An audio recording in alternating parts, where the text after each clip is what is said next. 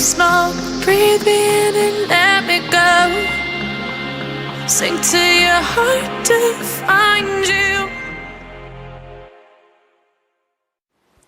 Hello my lovelies, this is simsfel and welcome back to Vampire Amazon with the Salazar Coven. We are back at Nymphadora's birthday, turning into 18. I've been playing a week off camera and we've worked on the princess's skills as well as the skills or vampiric powers of some of the other ladies. And some of the relationships have been developing a little bit. We've gotten like improvements in certain areas between certain sims. So I'm not going to go through all of those right now probably, but I think they will, because they don't have a story attached to them per se, but we'll probably reevaluate their relationships when we have the new queen. So whenever that happens, whether it's Athena or Freya, I'll probably go through all of the sims in the household or in the coven all over again, and we'll see their relationships in relation to each other and just catch up with what might have happened in the years between Athena and Freya being children to them kind of growing up and a new queen coming into power. So that might be interesting. I think the biggest story gap we have right now has been from, Freya losing the challenge to probably the next queen being crowned. So we'll look at the relationships and then we'll fill in the gaps in terms of story at that point. But for now, our attention is going to turn to Nymphadora. Did I say that right? I feel like I said her name wrong. I might have said Athena. My bad. Nymphadora is aging up, basically. So, everyone's gathered around, and you guys did say that Athena reminded you guys a lot of Belle from Beauty and the Beast, and I completely agree. I thought that, I don't know why I didn't say it in the video, but I thought that after I made her over, I was like, oh, especially because, you know, the yellow dress, especially that shade of yellow, and then the brown hair, I was like, she reminds me of Belle. But you guys, quite a few of you guys noticed that too, so that's awesome. But everyone's over here.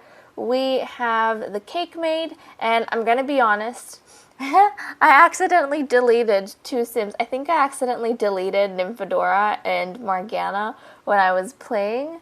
Like, I've been playing for the past 2 hours to get this week over and done with, so that I could skip to this part and just record with you guys, but I accidentally went into Cass in this household, and normally if you've got the full house mod and you've got more than 8 sims, if you jump into Cass, because the limit is 8, it deletes the 2 extra sims. Accidentally I deleted 2 of them and I didn't have like a household saved, so luckily, like, I didn't have them in the gallery as a household saved.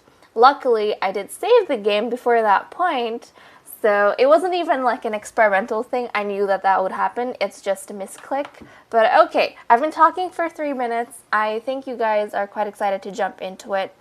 Before I cut the cake though, I do want to show you guys some of the skill, at least the princesses, touch on their skills. So we have Princess Freya, who has actually reached, look at that, she is now a master vampire. So she's only got this much training left before she becomes a grandmaster, which is awesome. In terms of powers, she has, I think, completed the Master of Darkness. She's gotten that, and then she's gotten 2 of the 3 sun resistance powers. So I think once she becomes, we'll have to see, but pretty soon, hopefully, she'll be able to get that perfect sun resistance, and then we won't have to worry about her ever dying. So I'm very excited about that. As for Princess Athena, she did age up in the previous episode. She is currently a minor vampire. She's got this much training left before she becomes a prime vampire. She does need to take on a weakness? Really? I don't think she does just yet. But she has all her occult master powers, and then she has 2 of the 3 strength powers over here. So we are training her up, we are developing them, we have been making some good progress, I'm very happy about that. But without wasting time, let's jump into Nymphadora's makeover. And what's the weather like outside? It's actually pretty sunny, so I'm probably not going to show you guys Nymphadora in cast. I'll show you her outside. I think last time where I showed you Athena in cast was because it was thunderstorming and it was just really dark in the game. Yeah. and Cass would have just shown it better. So I think I'll do Nymphadora after we age her up, and then I'll bring her back in the castle and show you guys what she looks like. But I'm very excited to see what the child of Swan is going to be like. Swan did get the Queen's favor for most beautiful vampiress in the kingdom, I think. So that's, or the queendom, so that's exciting. But okay, Nymphadora, let's jump into it and blow out the candles. And also, super quick, what trait does she have? So she is a genius. Oh yeah, okay, so she's the genius child. And that's interesting. I think you guys also said in the previous episode you're completely okay with getting to know these characters, especially Athena and Nymphadora, as they age up. So you don't mind the mystery in their character or the fact they're missing out on a whole heap of their childhood. But I think they'll be fun because you guys really know a lot of the other Sims. So it'll be fun to have kind of some wild cards and see how they work and what they do and kind of who they're going to align themselves with. We don't really know that. So that's going to kind of, I feel like, produce some interesting drama in the 3rd season. But okay, Nymphadora is a genius, daughter of the current scholar. What other trait is she going to get, I wonder? Okay, so I'm going to randomize and see what happens. Now, if it doesn't suit, then I'll change. But at this stage, we don't really know her personality, so I feel like anything might suit. But okay. Oh, hot-headed. Okay, so she's a genius. As a child, I saw her as a very calm, serene person. But maybe growing up in kind of like this, you know, boiling time, this, you know, it's like a, not a turbulent environment because we are at an age of peace, but I just think the race to the crown is somewhat of a tense time. So she might be hot-headed as a result of that, especially as she spends time with people like Ursula and stuff. Yeah, I think Ursula's hot-headed, so that might be interesting. I think I'm happy to keep that. I'm happy to keep that. Yeah. I don't know, it might have been just like a wild card, just a teenage thing that she came into, became a bit of a hot-headed Sim. So, in terms of, I think we'll give her like a knowledge aspiration. Not that one. I think the Renaissance Sim, or maybe the archaeology scholar. I think we'll pop that in for her. Okay, so let's have a quick look at what she's pretty. She's cute. Look at that.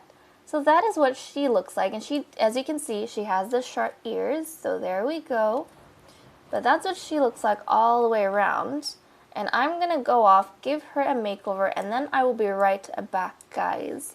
But that is interesting. What are your theories on why she became a scholar? Let me know, because I don't know. Also, have we done her reading? I don't know if we've done a reading for Nymphadora. I don't think we have. If we haven't, we're going to have to arrange for that. So I'll try and find out, and then we might actually come back, see how she looks, and then also do her reading. So that might be interesting. And I think we've done Athena's reading as a child, but we probably haven't done Nymphadora's. But guys, I'll be off, and then I'll be back in a sec. Okay, we're back. I've completed Nymphadora's makeover, and this is what she looks like. I actually think, guys, out of all the Generation 3 ladies, she is probably my favorite. Even the princesses included, I actually think Nymphadora turned out to be my favorite Sim. I think just like her mother, she's kind of inherited both intelligence and also beauty. She's got a very different sort of genius to Ursula, because Ursula is also a genius. She's not hot-headed, but she's mean. So with Ursula, her genius is more manipulative, I personally think, like more calculative. Whereas with Nymphadora, I think she's just got this love of knowledge, which fits very well into her role as scholar. And I think the hot-headed trait comes with being impatient, probably, because she's able to understand things a lot easier and faster than everyone else. So when they don't understand her, or they can't speak in the same level as her, she gets impatient and frustrated with them very quickly. But I don't think there's anything like mean about her being hot-headed. But anyways, this is the theme I went with. So she does have brown hair. I think The plaits look very adorable on her, but in a mature sort of way. And obviously pretty yellow eyes, and I went with a black and green theme for all her outfits, maybe with some touches of white, but this is what she looks all the way around. Now I did realize that I probably have not given her a tattoo. I don't think I did ended up giving her a tattoo, and I don't think the Princess Athena has the tattoo that all of Narcissus' daughters were supposed to have either. So she'll probably get that when she's older, unless she decides, maybe she's deciding to branch off and she doesn't, because she was born so late, she doesn't want to follow in that trend. Maybe she wants to have her own special like tattoo or something to signify her line. I don't know, maybe that's going to be something that she decides to do, and maybe that's something similar that this young lady will decide to do. I have no clue, but she very well might. I do really like how she turned out. Now, if I go ahead and quickly kind of just show an overview of all her outfits, as you can see, they're in themes of black and green with touches of white here and there. So there we go. That's what all her outfits are like. And then if I turn her into her dark form, I really like her dark form as well. Oh, there we go. That's what she looks like in her dark form. So she's got very pretty purple hair, and everything's been transformed into light and blues. So I think this is supposed to be like a really, really light blue. It looks kind of greenish over here, but I'm fairly sure it is a very, very light blue. Yeah. Maybe a slightly more green, icy tint of blue. But anyways, that's what she looks like. I'm quite happy with how she turned out. And what's this? Strange thirst. Right. Because she manifested her powers. So that makes sense. I'm going to get her to change back though. And I think I need to arrange for some fruit. Because we need to read her, or do her readings. Now, the question is, do we have said fruit anywhere? I actually don't know. This tree isn't fruiting. Oh, it's a dead tree. Right. Well, my bad. That's a dead tree. We need to deal with that. Morgana, do you have any in your inventory? No. Do we have any in the household inventory? We actually might not. No, that's the Gutsberry. We don't have any, like, inspirational stuff, which we need. So I'm going to just cheat a little bit here, guys. We'll say that Morgana bought it from somewhere. Like, she told the queen they were, like running low on supplies, and the queen went ahead and made amendments, or made arrangements for some of this foreign fruit to be brought in. Okay, so we need, what was it? Is it BB show hidden objects? Okay, we need, oh wait, wrong one. Hold on a second. We need, where is it? There we go. Museberry. Yes, please. Museberry. There we go. Okay. I'm going to pop down a couple. I'll pop down, you know what? 3 is fine. We'll pop down 3. And that can be used both for Morgana to do Nymphadora's reading, but also to plant, because we have to replace the one that died, which isn't good. She needs to be taking care of her garden more. So we'll fix that up in a second. I'll get her to just sit down over here, and I'll get Nymphadora to come down and sit down. Okay, there we go. Look at her. I love her so much. She is so flippin' cool. And I just love the way she looks. I think she looks awesome. Absolutely awesome. I think her makeover is by far my favorite. And I think a close second, like in terms of the 3rd generation, and a close second would probably be Freya. I think Freya's a close second, but she's definitely my top one. But okay, she's over here. And we'll get Morgana. And also, did I show you guys a close-up of her face? This is what she looks like. She looks very similar to her mother. Very similar, doesn't she? I actually don't know if I noticed.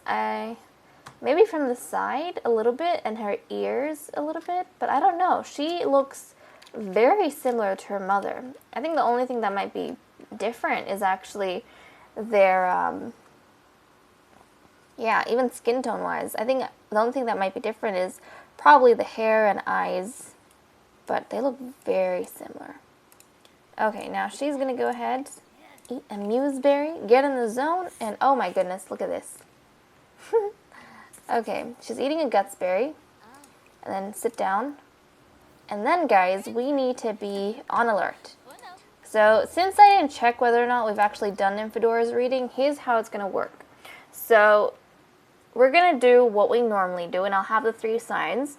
But I'll go back and check. If I've already done it, like if I've already done a reading for her, then they'll be void. But if we haven't, then we'll use those signs. Just because I can't be bothered to, like, quit the game and go check. So, like my Google Documents. So, okay, here we go. Morgana is gonna read up on Nymphadora's future. But first, we need to introduce ourselves, of course. Have you not met the child? You've been living in the castle with her for how long? Also, guys, is this a new update, or is just my game running smoother than it used to? But sometimes, I don't know if it's just me, but I feel as though sometimes, like, and it's happened probably just today, like I've noticed just today when I was playing off camera, and then now, like, some of the moves the Sims do sometimes, they seem very, like, human-like and fluid. It's very different to what we normally have. Like, normally, their moves seem, and I'm not talking about the lag that I'm having in my game, like, normally their movements seem a little bit robotic, or like, you know, programmed, animated, but some of the moves, like, sometimes, they look a bit more fluid and human-like. Like right now. Look at that. Look, I don't know. Do you guys notice that? Is that just me? See, now Morgana looks robotic. Or that looks programmed. Well, now she looks more human-like. And look, Nymphadora looks a bit human-like with her actions as well. Is that just me? Okay, I'll stop. Did you see about world taxes? Okay, now you need to go read her signs. So, here we go. We're gonna get started. She's going to talk about dreams. Okay. Oh, geez. Hold on a second. That sign didn't count. So the sign she had just before did not count because this little talk about dreams wasn't in yet. It wasn't in the little thingamajiggy. So, okay, we'll count from here on. So sea monster is the first sign.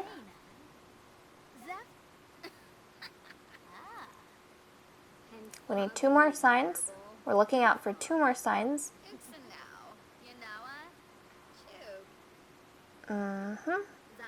Not even looking at Nymphadora. We're looking at Morgana. Come on. Where's the second sign? A bed? Okay. That's one of the easier ones. So sea monster, bed, and we need 1 more sign for Nymphadora. So it seems as though she's not as hard to read as a car or a vehicle. Transport. I'm going to say transport.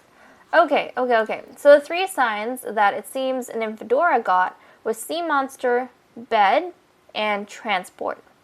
So I'll put those up on the screen, and you guys can go ahead and let me know your predictions for Nymphadora in Season 3, and I will add all of those to the Google document that I have, and then when Season 3 comes around, we'll be using all of your suggestions and all of your predictions to basically create a story for Morgana, or not Morgana, create a story for Nymphadora, or influence Nymphadora's story. And that is crazy. Morgana really doesn't like her, and even when I was playing off camera, I noticed that she picked on Nymphadora quite a bit. Now, why is that? I have no clue.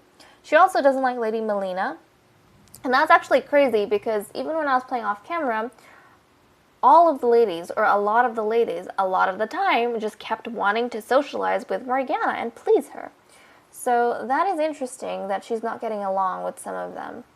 I thought their relationship was kind of improving and getting better. But, oh well. Do you see this? Nymphadora looks, see, that's like fluid and human-like movements. I don't know, was it an update? Did we have an update that made things this way? I'm confused because I seriously feel as though sometimes they look programmed and sometimes they're starting to look more human-like. Oh my goodness, but I love him. Anyways, guys, with that said and done, I'm going to leave off here. Thank you so much for watching. I hope you all enjoyed, and I'll see you all in the next episode. Bye-bye.